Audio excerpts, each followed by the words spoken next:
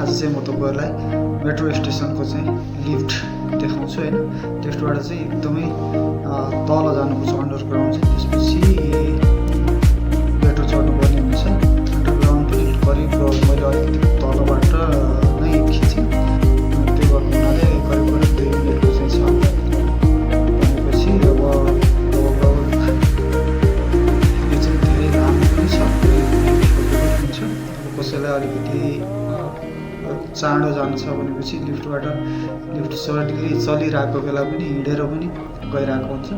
Maximum मान्छेहरू रसियाका अन्डरग्राउन्डमै हुन्छन्, किनकि उनीहरूलाई मेट्रो चढ्दा सस्तो पनि पर्यो। एकपटक चढ्ने हो भने जहाँ गए पनि 70 रुपियाँ काट्छ। 70 रुपियाँमा दिनभरि घुम्छु भने पनि भयो। मेट्रोभित्रै बाहिर चाहिँ निस्किनु पाइएन, बाहिर भित्रै चेन्ज गरेर कहिले कतै जानु चाहिँ मजाले पाइयो है, जम्मा 70 रुपियाँमा।